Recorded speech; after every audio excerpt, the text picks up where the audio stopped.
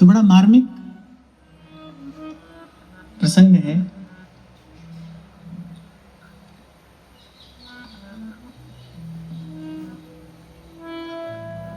और गागर में सागर जैसा है।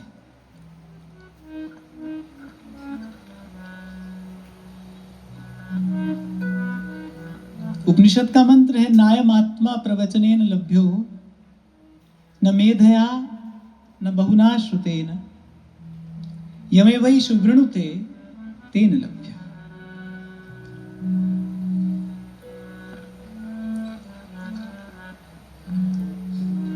राम कृपा बिनु सुन खगराई जानी न जाए राम प्रभुताई।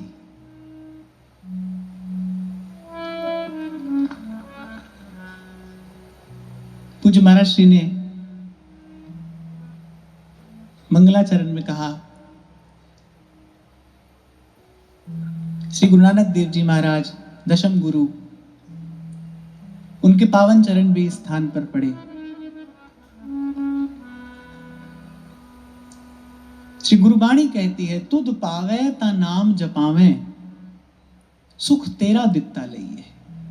ये जो भजन का सुख है, भजन का आनंद है, प्रभु आपको जब रुचता है, आप जब अनुकूल होते हैं, तभी जीव को यह सुख प्राप्त होता है।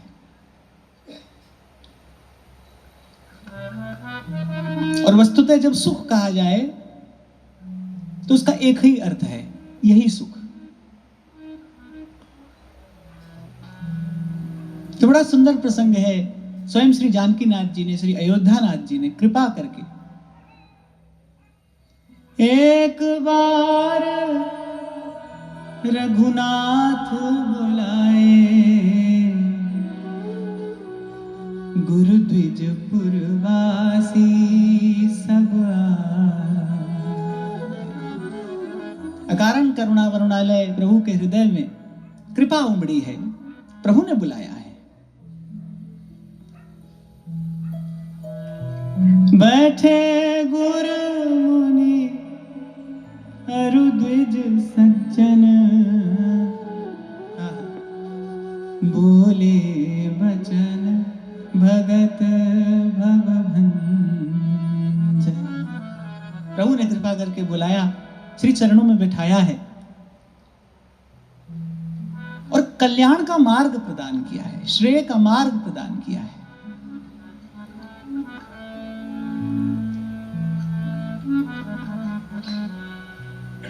बड़ा सुंदर भाव उस दिन महाराज जी आपने प्रदान किया। सत्संग, यहां जो सत शब्द है वो भक्त और भगवान राजी है। सत शब्द का अर्थ या तो भक्त है या भगवान, और वस्तुतः ऐसा ही तो है। हम देखें, दृष्टि उठाकर देखें, विचार करके देखें, इस समग्र अस्तित्व में अगर कोई है जिसके लिए यह कहा जा सकता है आद सच, जुगाद सच, हैवी सच और नानक होसी भी सच, तो ऐसे या तो स्वयं श्री भगवान है या भगवान के भक्त हैं। तो भक्त और भगवान का संग ही वस्तुतः सत्संग है। और देखो यहां कैसा अद्भुत सत्संग घटा होगा जो भक्त और भगवान के ही मध्य हो रहा है। भगवान है और सब अवधपुरवासी हैं, सकल परम गति के अधिकारी, सब वहां पर वे बैठे हैं। तो ये छोटा सा प्रसंग है, स्वयं श्री भगवान की श्रीमुख वाणी है और समस्त वेद शास्त्र का सार स्वरूप सिद्धांत प्रभु ने सुगम करके प्रदान किया है।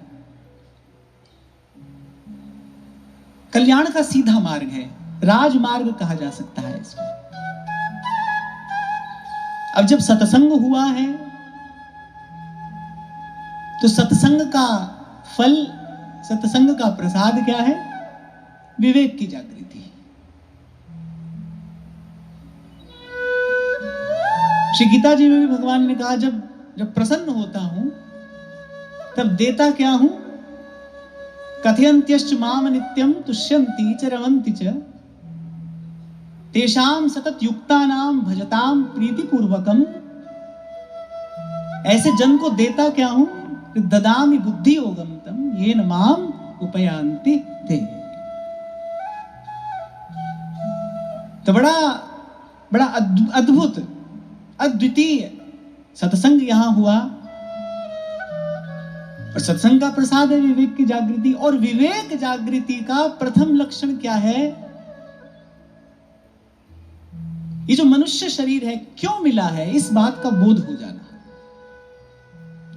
विवेक जागृति का प्रथम लक्षण यही है, इस बात का बोध हो जाए कि ये जो मनुष्य शरीर मिला है क्यों मिला है, क्या प्रयोजन है, किस कारण से मिला है। श्रीमद् भागवत में भगवान वेदव्यास कह रहे हैं ना, जीवस्य तत्व जिज्ञासा, किसके लिए मिला है। और जब इस बात का बोध होता है, देखो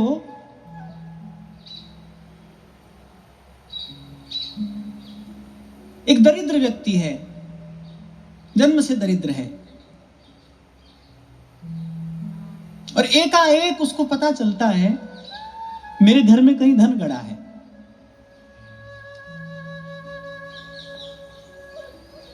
अभी उससे कोई कार्य सिद्ध नहीं हुआ है, केवल पता चला है कि मेरे घर में धन गड़ा है।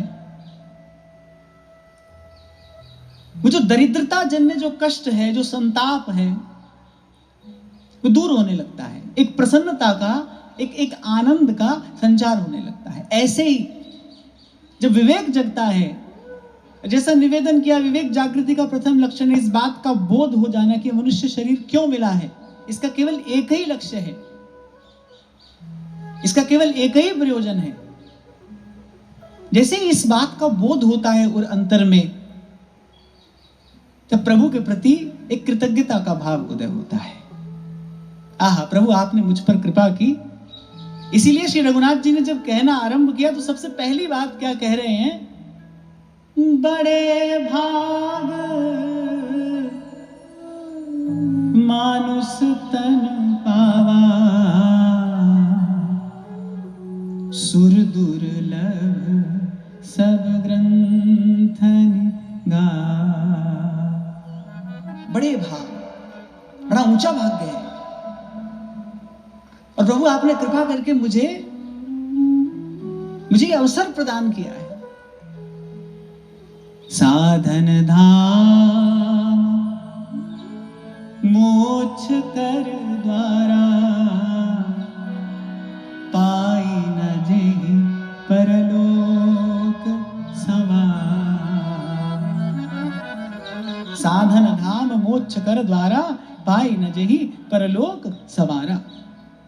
निर्देह माध्यम सुलभम सुदुर्लभम, प्लवम सुकल्पम गुरु कर्णधारम, मयानुकूलेन नभस्वतेरितम, पुमान भवाब्धिम न तरेत स आत्मा। बड़ी ऊंची उपलब्धि है जीवन की। अगर लक्ष्य ही स्थिर हो जाए, लक्ष्य का ही बोध हो जाए, लक्ष्य पवित्र हो जाए, इस बात का और अंतर में दीर्घ काल के सत्संग के प्रभाव से, प्रसाद से इस बात का और अंतर में बोध हो जाए, निश्चय हो जाए कि जीवन का लक्ष्य क्या है। ये सुर दुर्लभ, ये नरदेह प्रभु ने क्यों प्रदान किया है, क्या कारण है। एक साधन धाम मोक्ष कर द्वारा, और द्वार भी कैसा है? श्रीमद् भागवत कहती है मोक्ष द्वारम अपावृतम, खुला हुआ द्वार है। परम श्रद्धेय प्रातः स्मरणीय श्री स्वामी रामसुखदास जी महाराज जी बात कहा करते थे कि भारत भूमि पर जिसको मनुष्य का जन्म मिला है, किसी संस्कारी परिवार में अगर जन्म हुआ है, जिस परिवार में साधु संतों के चरण पड़ते हैं, उनकी शीत प्रसादी गिरती है, तो बोले इष्ट की भी कृपा है और संत गुरु आचार्यों की भी कृपा है। अब तो केवल आपको स्वयं पर कृपा करनी है, कृपा में तो कोई कमी नहीं रह गई। अगर भारत भूमि पर मनुष्य का जन्म मिला है, ज्ञान सहित नर देहवर भरत खंड में हुई, तो हमारे रसिक संत कहते हैं तोहु ना चाख्यो प्रेम रस, अरे ताको रहिए रोई। ज्ञान सहित नर देहवर और भरत खंड में हुई। बड़ी क्षमा याचना पूर्वक की बात कह रहा हूं, यद्यपि हरि व्यापक सर्वत्र समान है तो सिद्धांत है, पर फिर भी भूमि उपजाऊ यत्र तत्र होती है, लेकिन फिर भी कहीं पर कोई फसल अच्छी होती है, कहीं पर कोई फसल अच्छी होती है। ऐसे ही हरि व्यापक सर्वत्र समाना। लेकिन इस बात में किसी को कोई संशय नहीं होना चाहिए, आध्यात्म का बीज यदि पुष्पित पल्लवित सुफलित होता है तो वो इसी पवित्र भारत भूमि पर ही होता है। बीज तो आपके हमारे सबके भीतर है ही ना, लेकिन भूमि और अनुकूल वातावरण उस आध्यात्म के बीज के पोषण के लिए, उसके पल्लवित पुष्पित सुफलित होने के लिए जो जैसा वातावरण चाहिए वो तो केवल यही आपको हमको प्राप्त है। इसीलिए ज्ञान सहित नर देहवर भरत खंड में हुई, और उसमें भी हम तो परम सौभाग्यशाली हैं। अभी आपने कितना सुंदर सरस वर्णन स्थान की महिमा पूज्य श्री के श्रीमुख से श्रवण की। महाराज जी, हमारे श्री ध्रुवदास जी कहते हैं कि बार बार तो बनत नहीं ये संजोग अनूप। कौन सा संयोग? अरे मानुष तन वृंदा विपिन और रसिकन संग विवि रूप। तो मनुष्य का शरीर भी भगवान ने दे दिया, और फिर संतों गुरुजनों की कृपा से आपको धाम का आश्रय भी प्राप्त हो गया है, और फिर आचार्य चरणों की कृपा से श्री युगल सरकार के निकट कैसे जाना है, श्री युगल सरकार को कैसे लाड़ लड़ाना है, श्री युगल सरकार को कैसे दुलराना है, वो रस रीति वो उपासना पद्धति भी यदि प्राप्त हो गई है, बोलिए ऐसा संयोग बार बार नहीं बनेगा। बार बार तो बनत नहीं ये संजोग अनूप। मानुष तन वृंदा विपिन रसिकन संग विवि रूप। रसिकन संग विवि रूप भजन सर्वोपरियाही। हित ध्रुव दे मन रंग लेहु पल पल अवगाही। जो छिन जात सो फिरत नहीं करहु उपाय अपार। बोले अगर इतना बानक बन जाए ना, फिर अपनी बुद्धि मत लगाना, फिर और किसी चतुराई के फेर में मत पड़ना, क्योंकि चतुराई चौपट करे।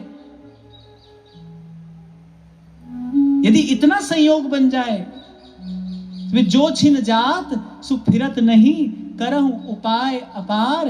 अरे सकल सयानप छाण भज दुर्लभ है यह बार। अरे बार बार तो बनत नहीं ये संजोग अनूप। आप हम अपना जीवन देखें तो मुझे तो कई बार ऐसे लगता है कि हमारे तो भीतर भी और हमारे घर आंगन में भी, यद्यपि वैष्णवों के यहां तो नित्य उत्सव होता ही है। हमारे श्री राधा वल्लभ लाल का एक नाम ही है नित्योत्सव विग्रह, वहां नित्य ही उत्सव है, और वैष्णवों के यहाँ तो नित्य उत्सव होता ही है। पर मैं कहता हूं भीतर भी और बाहर भी उत्सव, भीतर भी हो और उत्सव बाहर भी हो, नित्य होना चाहिए, होते रहना चाहिए। कोई कारण ना मिले तो भी इस बात का उत्सव होना चाहिए, मुझ पर प्रभु की कितनी कृपा है, मुझे इस पवित्र भारत भूमि पर मनुष्य का जन्म मिला, ऐसे संतों की विमल चरण सन्निधि आपको हमको प्राप्त है। भगवान की कितनी बड़ी कृपा है। बाईसा कहती है ना, भाग जग्या मारा साध संगत सू सांवरिया के बट की। भाग जग्या मारा साध संगत सू सांवरिया के बट। नितूठ हरि जीरा दर्शन पास्या, नितूठ हरि जीरा दर्शन पास्या। नाचा दे दे चुटकी मेरो मन लाग्यो हरि जी सू। अब ना रहूंगी मैं अटकी मेरो मन लाग्यो हरि जी सू। अब ना रहूंगी मैं अटकी। गुरु मिल्या रैदास जी दीनी ज्ञान की गुट की। गुरु मिल्या रैदास जी दीनी ज्ञान की गुट की। मीरा के प्रभु गिरधर नागर, मीरा के प्रभु गिरधर नागर। जन्म मरण सो छुटगी मेरो मन लाग्यो हरि जी सू। अब ना रहूंगी मैं अटकी मेरो मन लाग्यो हरि जी सू। अब ना रहूंगी मैं अटकी। ठाकुर जी कह रहे हैं साधन धाम मोक्ष कर द्वारा और पाए न जी परलोक संवारा। यह दो बात विचार करने की है हमारे लिए।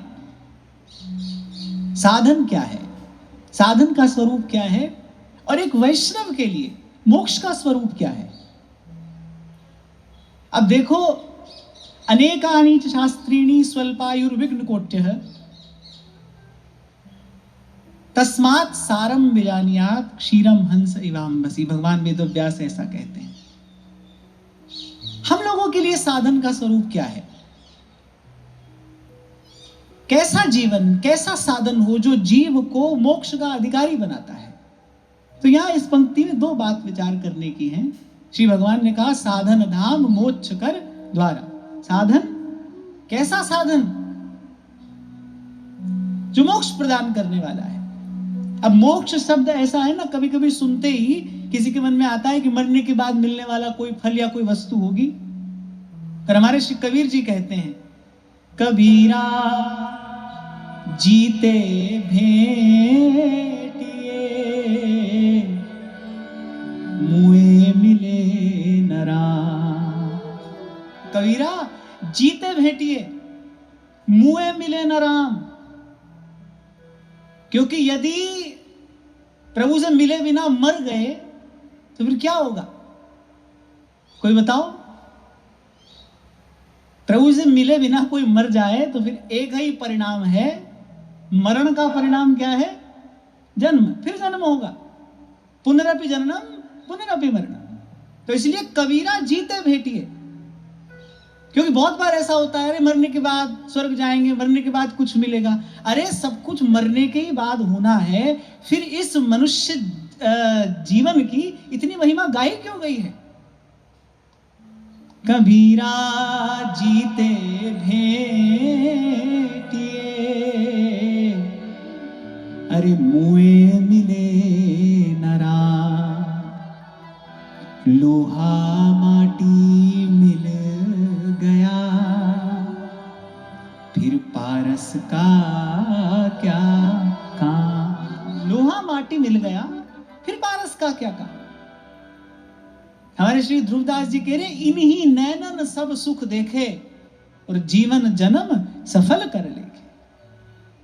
जीवन का फल क्या है, ये जो भगवान ने आंख दी, इसका फल क्या है, हाथ दिए, इसका फल क्या है। आहा, ऋषि पत्नी कह रही हैं, मुनि श्राप जो दीन्हा अति भल कीन्हा परम अनुग्रह मैं माना। देखें भरी लोचन हरि भव मोचन। इहि लाभ शंकर जाना। तो ऐसे मोक्ष सुनते ही ऐसा लगता है कि मरने के बाद कोई फल होगा, कोई वस्तु होगी, कहीं पहुंचेंगे। तो इसलिए साधन और मोक्ष, दो बात यहां थोड़ी विचार करने की है। अब साधन की बात कहें सुने तो कहने सुनने में तो बहुत बात आती है, पर भागवत धर्म के अनुसार साधन क्या है, संतों के मुख से श्रवण किया है। श्रीमद् भागवत में बड़ा सुंदर श्लोक प्राप्त होता है, तत्तेनुकंपा सुसमीक्षमानो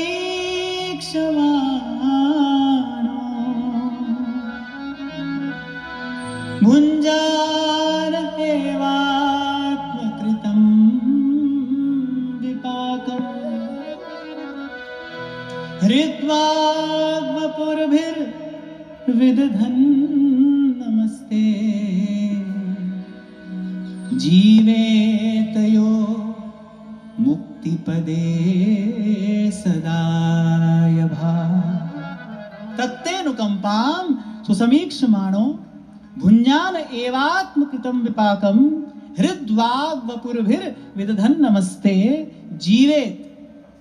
ऐसा जीवन कोई जिए, जीवेत यो मुक्ति पदे सदाय भाग।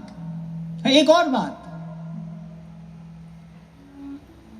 एक वैष्णव के लिए मुक्ति का, मोक्ष का स्वरूप क्या है? यत् साक्षात सेवनम तस्य प्रेमणा भगवतो भवेत् समोक्षः प्रोच्यते प्राज्ञैर्वेद वेदांग वेदिभिः। पद्म पुराण में भगवान वेदव्यास कहते हैं एक वैष्णव के लिए मोक्ष क्या है? यत् साक्षात सेवनम तस्य प्रेमणा भगवतो भवेत्। श्री युगल सरकार की नित्य सेवा हमारे लिए मोक्ष का स्वरूप यही है। समोक्षः प्रोच्यते प्राज्ञैर्वेद वेदांग वेदिभिः। और बुद्ध जनों ने भी, महत जनों ने भी समस्त श्रुति सिद्धांत का मंथन करके यही निर्णय प्राप्त किया है, यही जीव का निज स्वरूप है, यही जीव का सहज स्वरूप है। तो साधन का स्वरूप क्या है? सबसे पहली बात, तत्तेनुकंपा सुसमीक्षमा। सबसे पहले कृतज्ञता। कितनी कृपा है प्रभु की, इसलिए आपको निवेदन किया, फिर कर रहा हूं। यदि हमारी जिह्वा पर भगवान नाम है, महाराज जी अभी श्री नाथ द्वार में प्रभुचरण श्री गुसाई जी के विज्ञप्ति स्तोत्र पर कुछ चर्चा हो रही थी, तो श्री गुसाई जी कहते हैं कि हे गोकुल पति, मैं आपके द्वारा अंगीकृत जीव हूं। तो श्री ठाकुर जी ने पूछा, या को कहा प्रमाण है कि आप हमारे द्वारा अंगीकृत हो? तो श्री गुसाई जी बड़ा सुंदर उत्तर देते हैं, प्रभु ये जो आपको अप्राकृत अलौकिक नाम मेरी जिह्वा पे आए रहे हो है, ये या बात को प्रमाण है कि आपने मोगु अंगीकार किया है। क्योंकि आपकी कृपा के बिना, आपके अनुग्रह के बिना, आपको नाम जीव की जी एक बात विचार करने की है ना जी, ये जिह्वा, ये रसना, ये समस्त इंद्रियां लौकिक हैं, प्राकृत हैं। भगवान नाम अलौकिक है, अप्राकृत है। भगवान का नाम भगवान ही है और भगवान से अधिक है। कहो कहां लगी नाम बढ़ाई, राम न सकही नाम गुण गाई। भगवान से भी अधिक है। कली पावनावतार श्री गौरंग महाप्रभु कह रहे हैं, नाम नामकारी बहुधा निज सर्वशक्ति है, तत्रार्पिता नियमितः स्मरणेन। तो ये अलौकिक अप्राकृत नाम हमारी जिह्वा पर कैसे आ रहा है? तो श्री ठाकुर जी ने पूछा, यह बात को कहा प्रमाण है कि आप हमारे द्वारा अंगीकृत हो?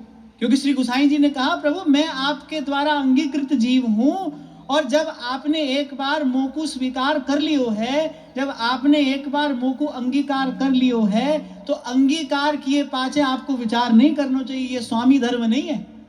जब आपने मुझे एक बार स्वीकार कर लिया है, अब तो जो हम भले बुरे सोते, जो हम भले बुरे सोते, तुम्हें हमारी लाज बढ़ाई, तुम्हें हमारी लाज बढ़ाई।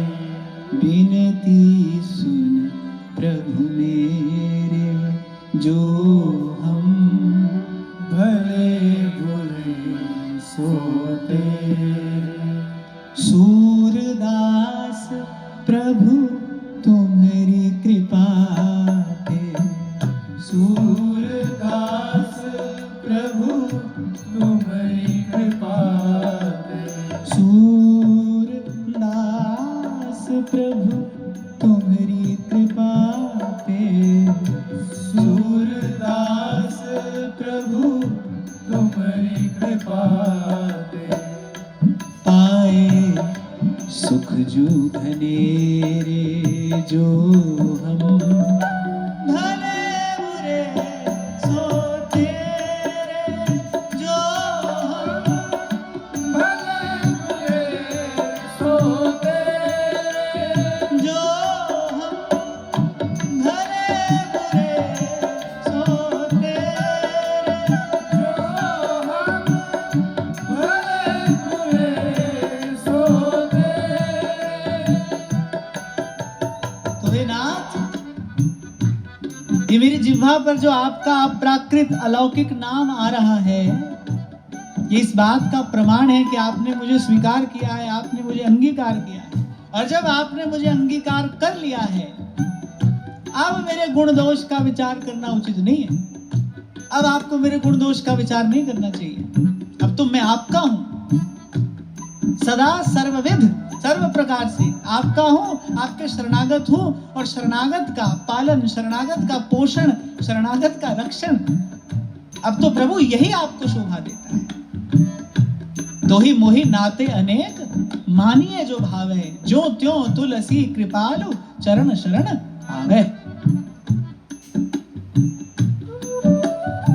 तो ये जो आपकी हमारी जिह्वा पर जो नाम आ रहा है, जो आप हम यहां बैठे हैं, क्या है? केवल कृपा है, विशुद्ध कृपा है। ध्यान रखना, धन से, साधन से पुण्य लाभ हो सकता है, और पुण्य का फल स्वर्ग आदि है, पर सत्संग, संतों का दर्शन, सेवन, उनकी सन्निधि, उनकी श्रीमुख वाणी, ये किसी पुण्य का फल नहीं है। इसके मूल में केवल केवल केवल भगवद अनुग्रह है। संत विशुद्ध मिलहि परितेहि, चितवहि राम कृपा करि जेहि। तो सबसे पहली बात, एक उपासक का जीवन कैसा हो, सबसे पहली बात, तत्तेनुकंपाम सुसमीक्षमाणो। भली बुरी जैसी भी स्थिति है, सुख पाए फूले नहीं और दुख पाए बिललाए। प्रभु की कृपा का विचार करे, करता रहे निरंतर। प्रभु की कृपा है, निश्चित कृपा है, नहीं तो इस पवित्र भूमि पर जन्म नहीं मिलता, ये संत नहीं मिलते, ये सत्संग नहीं मिलता। और फिर अगर कहीं थोड़ी नाम में प्रीति है, अगर कहीं थोड़ी सत्संग में रुचि है, अगर कहीं हमारी थोड़ी नाम में प्रीति है, मान लो इच्छा होती है कि 2 घड़ी बैठ के भगवान नाम ले लें, सत्संग में रुचि है, थोड़ा प्रयास है हमारे जीवन में सत्संग प्राप्त करने के लिए, हम थोड़ा प्रयास करते हैं, यदि ये है, तो फिर तो एक बात निश्चित जान लेनी चाहिए, अब श्री ठाकुर जी हमसे मिलना चाहते हैं, नहीं तो ये बालक नहीं बनता। अब प्रभु हमसे मिलना चाहते हैं, अब प्रभु की इच्छा है। इसीलिए सूरदास कह रहे हैं, सूरदास प्रभु तुम्हारी कृपा पे, सूरदास प्रभु तुम्हारी कृपा पे, पाए सुख जो घने जो हम घने बुरे सोते, जो हम घने बुरे सोते, जो हम घने बुरे सोते, जो हम घने बुरे। प्रेम से कहिए, राम कृष्ण हरि जय जय, राम कृष्ण राम कृष्ण हरि जय जय, राम कृष्ण हरि, राम कृष्ण हरि जय जय, राम कृष्ण राम कृष्ण हरि जय जय, राम कृष्ण हरि, राम कृष्ण हरि जय जय, राम कृष्ण हरि, राम कृष्ण हरि जय जय, राम कृष्ण हरि, राम कृष्ण हरि जय जय, राम कृष्ण हरि, राम कृष्ण हरि जय जय, राम कृष्ण हरि, राम कृष्ण हरि जय जय, राम कृष्ण हरि, राम कृष्ण हरि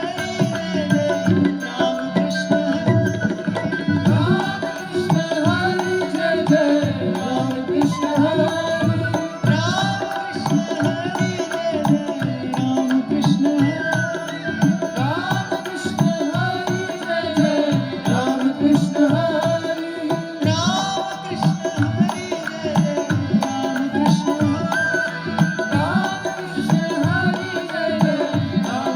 हरि, राम कृष्ण हरि जय जय, राम कृष्ण हरि, राम कृष्ण हरि जय जय, राम कृष्ण हरि। तो सबसे पहली बात, प्रत्येक परिस्थिति में प्रभु की कृपा का विचार करता रहे। ऐसा होगा मन नहीं मानेगा। यहीं पर शास्त्र के और गुरुजनों के वचनों में जो श्रद्धा है वो अपना कार्य करती है।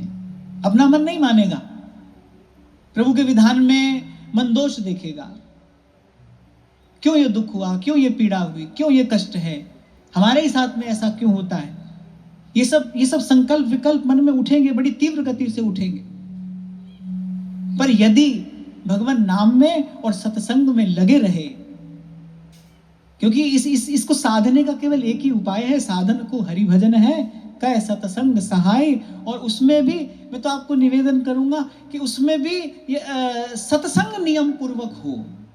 भगवान नाम में रुचि न हो तो सत्संग की कृपा से हो जाती है, और हो तो बढ़ जाती है। भगवान नाम में जो रुचि है, भजन में जो रुचि है, वो प्राप्त भी सत्संग की ही कृपा से होती है, बढ़ती भी सत्संग की कृपा से ही है। गोस्वामी जी कहते हैं, विषयी साधक सिद्ध सयाने और त्रिविध जीव जग वेद बखाने। पर सबका विषय के लिए औषधि सत्संग है, साधक के लिए पाथेय सत्संग है, और सिद्ध के लिए रसायन सत्संग है। नाम में भजन में रुचि नहीं होगी, सत्संग करते रहे। हमारे श्री महाप्रभु जी कह रहे सबसे पहला कार्य क्या करे, तनई राख सत्संग में, मनई प्रेम रस भेव, सुख चाहत हरिवंश हित, कृष्ण कल्पतरु सेव। तो जो विषय है उसके लिए औषधि है, साधक के लिए पाथेय है, सिद्ध के लिए रसायन है। इन दो में से भी, साधन को हरि भजन है कह सत्संग सहाय, पर इन दो में से भी सत्संग नियम पूर्वक हो। इसमें प्रमाद नहीं करना चाहिए, इसमें आलस्य नहीं करना चाहिए।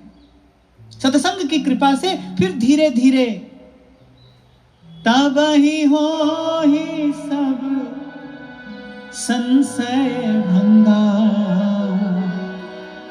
जब बहुकाल करिए सत्संग।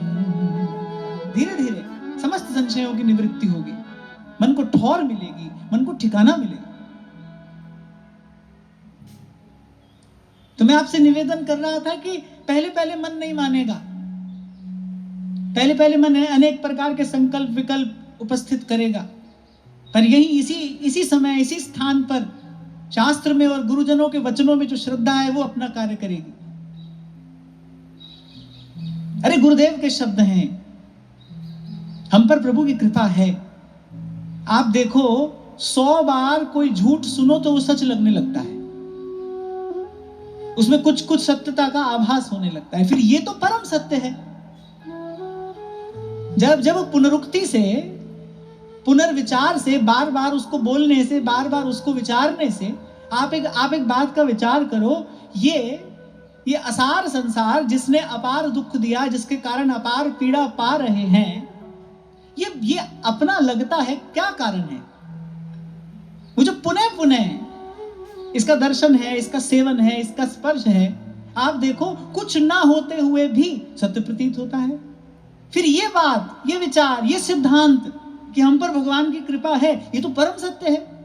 यदि आप इसका आश्रय लोगे तो फिर और अंतर में प्रकाश कैसे नहीं होगा? साधन क्या है? यहां हम थोड़ा इस बात पर विचार कर रहे हैं। हमारे लिए साधन का स्वरूप क्या है? सबसे पहले इस बात का पुनः पुनः विचार, आहा मुझ पर प्रभु की कैसी कृपा है, प्रभु की कृपा का अवलोकन करे, प्रभु की कृपा का दर्शन करे, प्रभु की कृपा का अनुभव करे।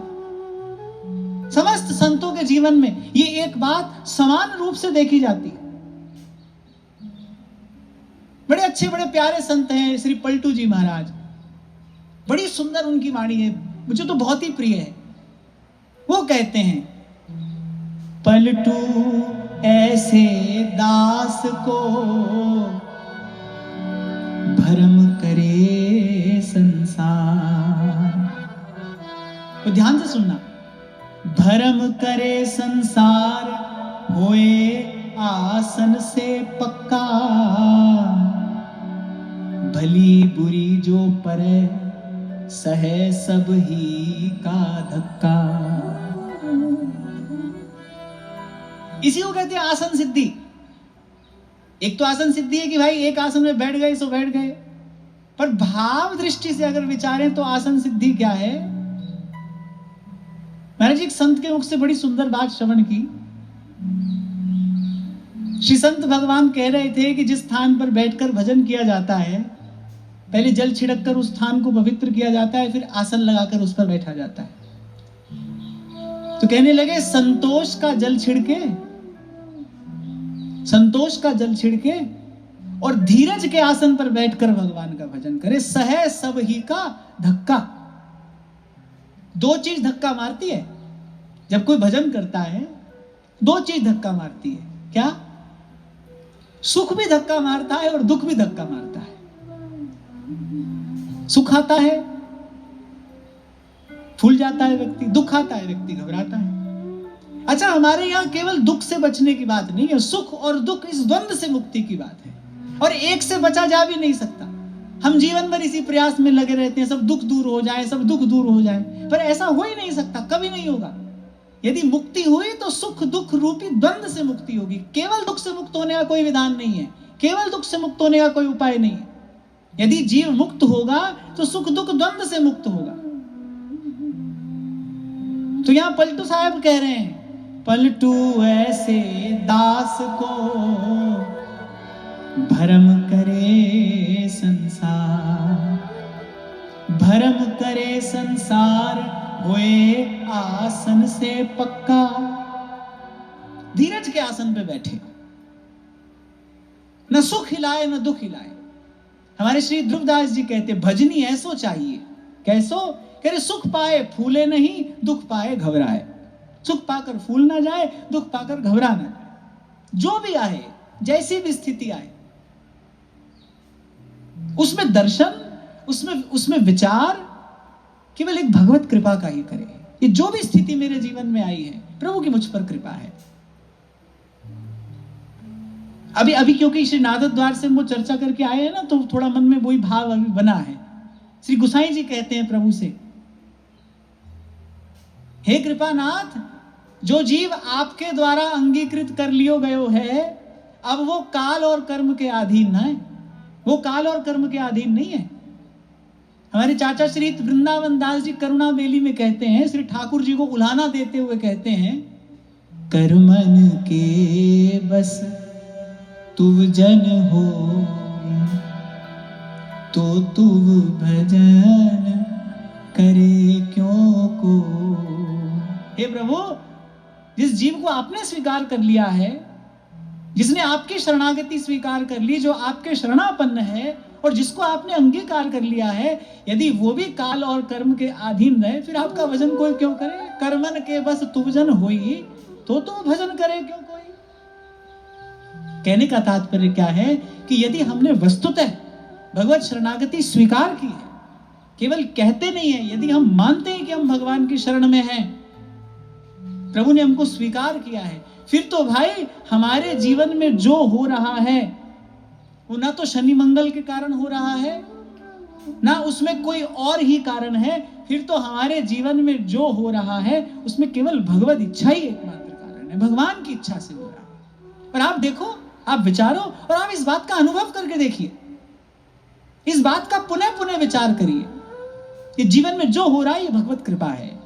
आप देखिए, मन को आधार मिलेगा, सुख में भी मिलेगा और दुख में भी मिलेगा। मैं बार बार ये बात इसलिए निवेदन कर रहा हूं क्योंकि हमको लगता है केवल दुख में आधार की आवश्यकता है, हमको केवल दुख में संभलना है। ना, सुख दुख दोनों में संभलने की आवश्यकता है, और दुख से अधिक आवश्यकता सुख के समय संभलने की। इसलिए श्री कबीर जी तो कहते हैं, सुख के माथे सिल पड़े।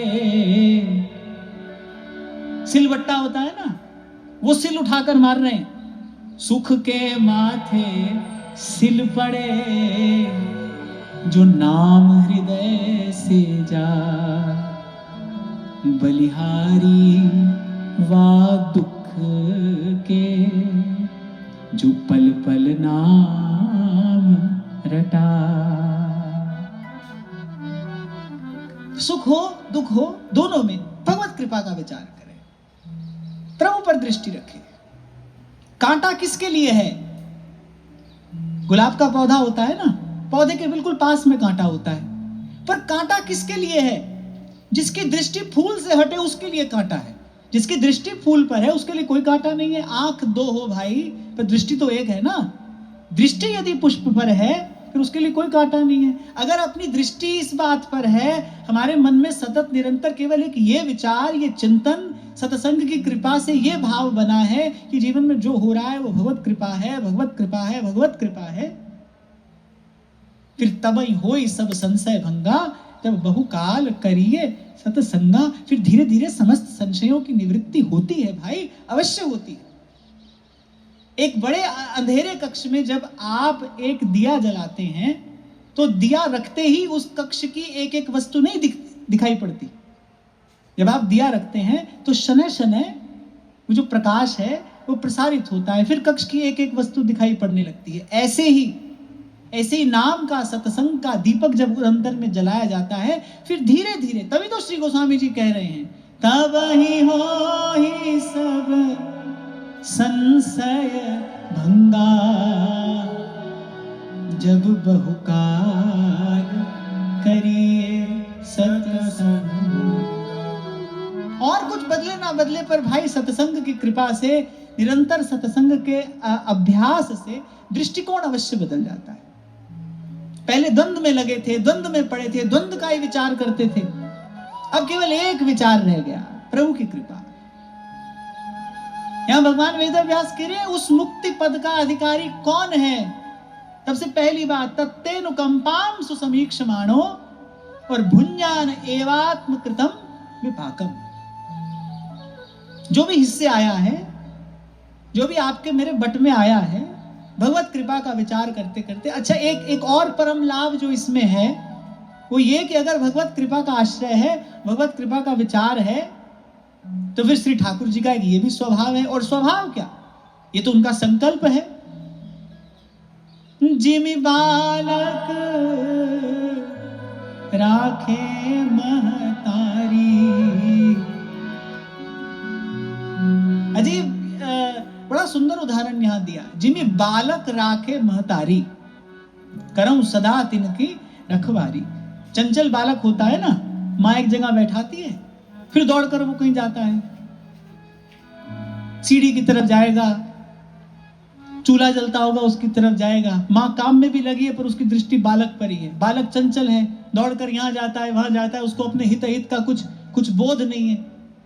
माँ कार्य भी करती है पर दृष्टि बालक पर भी, दौड़ दौड़ कर आती है, कितनी भी श्रमित क्यों ना हो जाए, पर माँ के रहते बालक का अनिष्ट नहीं हो सकता। माँ बालक की सतत संभाल रखती है। इसलिए गोस्वामी जी कह रहे हैं जीव भी ऐसा है। संत गुरुजन कृपा करके भगवत चरणारविंद में बैठाएंगे, भजन में लगाएंगे, पर जन्म जन्मांतर का वो जो संस्कार है, वो जो चंचलता है, सहजोबाई जी कहती हैं, विषय और जाने नहीं देवो, ढूर ढूर जाओ गह गह लेवो, ढूर ढूर जाओ गह गह लेवो, हम बालक तुम माए हमारी, पल पल माए करो रखवारी, हम बालक तुम माए हमारी, पल पल माए करो रखवारी। एक स्थिति तो ये है, कभी भला विचार रहे हैं, कभी बुरा विचार रहे हैं, पर यदि हमने अभ्यास कर लिया, अभ्यास हम लोगों के लिए तो यही अभ्यास है। भगवान ने कहा अभ्यास है इंतु कौन्ते वैराग्येण च गृह्यते, हमारे लिए अभ्यास यही है। यदि हमने इस विचार का अभ्यास कर लिया, प्रभु की कृपा है, प्रभु की कृपा है, तो फिर ना भले में लगे ना बुरे में लगे, हो गई द्वंद्व से मुक्ति। और फिर जैसे जैसे ये भाव पुष्ट होगा, जैसे जैसे ये भाव सिद्ध होगा, तैसे तैसे हम देखेंगे फिर प्रभु के स्वरूप का, स्वभाव का प्रकाश होता है। मैंने कहा इसमें ये परम लाभ है। भगवान के शरण हो गए फिर प्रभु का ऐसा स्वभाव है कि रे जिमी बालक राखे महतारी।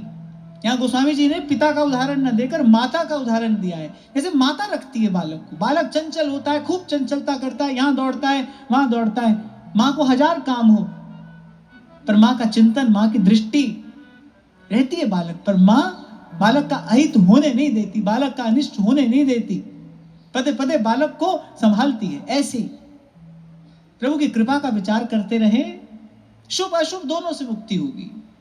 ये भगवत कृपा का आश्रय, ये भगवत कृपा का पुनः पुनः विचार सुख दुख शुभ अशुभ इस द्वंद्व से मुक्त कराने वाला है। सोई बात सी पलटू साहब कह रहे हैं, भली बुरी जो परे सहे सब ही का धक्का, धीरज धर संतोष रहे दृढ़ है ठहराई, जो कछु आवे पाए पवाए फिर दे लुटाई, लगे न माया मोह जगत की छोड़े आशा, बल तज निर्बल होए सबर से करे दिलासा, काम क्रोध को मार के साधे नींद आहार, पलटू ऐसे दास को भरम करे संसार। अरे पलटू ऐसे दास को भरम करे संसार। और पहली बात कह रहे आसन से पक्का। आपको निवेदन किया, यहाँ केवल शरीर से आसन साधने की बात नहीं है, रहे आसन से पक्का, क्योंकि अगली पंक्ति में स्पष्ट किया है, संतोष का जल छिड़के धीरज के आसन पर बैठे और सहे सब ही का धक्का, सुख दुख दोनों का धक्का सहे। और इस आसन को लगाए कहां, धीरज के आसन को लगाए कहां? तो भाई इस बात का तो खूब विचार कर लो, जो स्वयं अस्थिर है वो आपको हमको किस प्रकार स्थिरता प्रदान कर सकता है? संसार स्वयं अस्थिर है, पल पल बदल रहा है। एक वो पेंडुलम वाली घड़ी होती है ना, उसका एक पेंडुलम होता है, इधर उधर दाएं बाएं चलता है।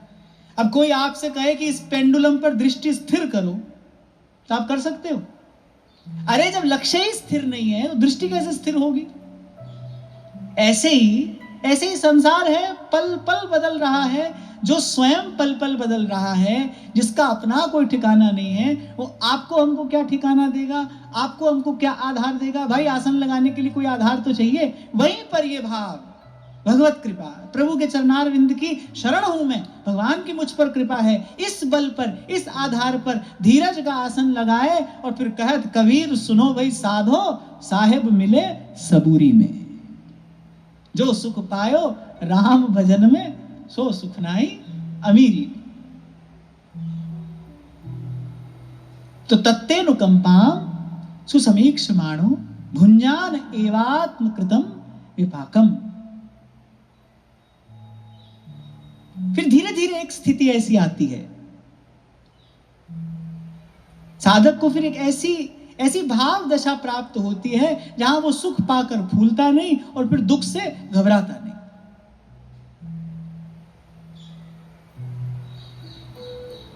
और फिर आगे बड़ी सुंदर बात कह रहे हैं, हृद्वाग्वपुर्भिर्विदधन् नमस्ते, जीवेतयो मुक्ति पदे सदाय। वो मुक्ति का, वो मोक्ष पद का अधिकारी है जिसका जीवन ऐसा है। हृद्वाग्वपुर्भिर्विदधन् नमस्ते, हृदय से, वाणी से और इस शरीर से प्रभु को प्रणाम। नमन करता रहे, वंदन करता रहे, अभिनंदन करता रहे। हृदय का प्रणाम क्या है? जहां से आज हमने चर्चा आरंभ की, कृतज्ञता, ये हृदय का प्रणाम है। ये 3 ककार हैं। कृतज्ञता ये हृदय का प्रणाम है। इस भाव में बड़ा अद्भुत बल है। कोई भी वस्तु आप ग्रहण करते हैं तो उस वस्तु से शरीर में कुछ रासायनिक परिवर्तन होता है। प्रत्येक वस्तु का अपना एक रस है ना, उसे शरीर में एक रासायनिक परिवर्तन होता है। ऐसे ही जो कृतज्ञता का भाव है, इससे रोम रोम में एक अमृत का संचार होता है। समस्त संतों की वाणी में आपको यह बात समान रूप से देखने को मिलेगी। फिर से मुझे गुरु साहेब का स्मरण हो रहा है। वो तो यत्र तत्र विचरण करते करते एक ही बात गाते थे, सुख पाया, सुख पाया, रहम तेरी सुख पाया, सुख पाया, सुख पाया, रहम तेरी सुख पाया। कृतज्ञ था।